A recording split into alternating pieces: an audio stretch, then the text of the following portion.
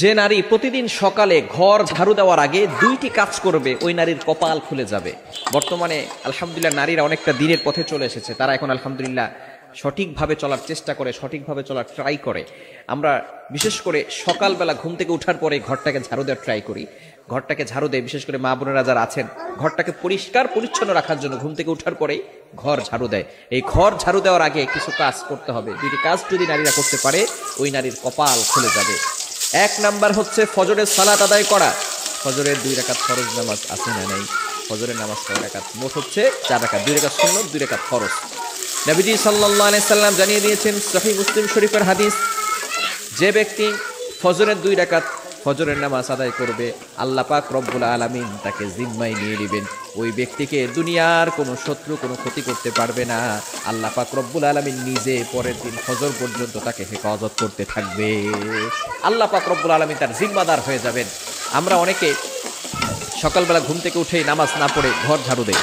ঘর ঝাড়ু দেন, তাতে কোনো আপত্তি নাই, পরিষ্কার পরিচ্ছন্ন থাকা ভালো। আত্মহুরু সাফুল ইমান, পবিত্রতা হচ্ছে ইমানের অঙ্গ।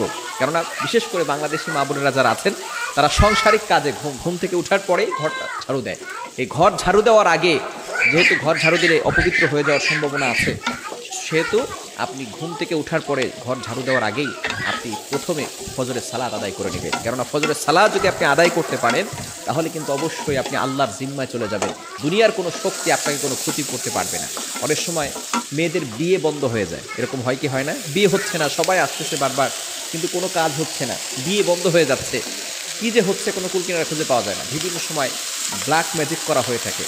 যদি কোনো ব্যক্তি ফজরের নামাজ পড়ে তাহলে আল্লাহ পাক রব্বুল আলামিনের জিম্মায় সে চলে যায়, তাকে কোনো ব্যক্তি জাদুটনা করে কোনো ক্ষতি করতে পারবে, কেননা এখন আল্লাহ পাক রব্বুল আলামিন তাকে জিম্মায় নিয়ে নিয়েছে। দ্বিতীয় নাম্বার আমল হচ্ছে কোরআনের তেলাওয়াত করা। সূরা ইয়াসিনের তেলাওয়াত করতে পারেন, সূরা রহমানের তেলাওয়াত করতে পারেন।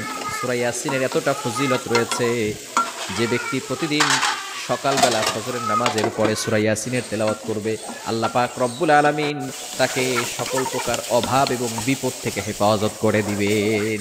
ওই নারীর কোনো টেনশন থাকবে না যে নারী ঘরের ভিতরে কোরআন তেলাওয়াত করবে।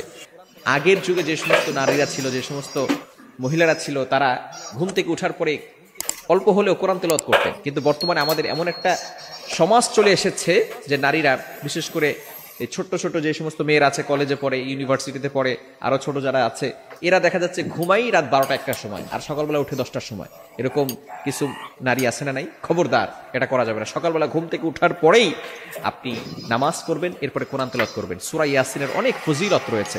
সূরা ইয়াসিন যদি কোনো ব্যক্তি পড়ে, একবার পড়লে 10 বার কোরআন খতম করলে যে সওয়াব হয়, আল্লাহ পাক রব্বুল আলামিন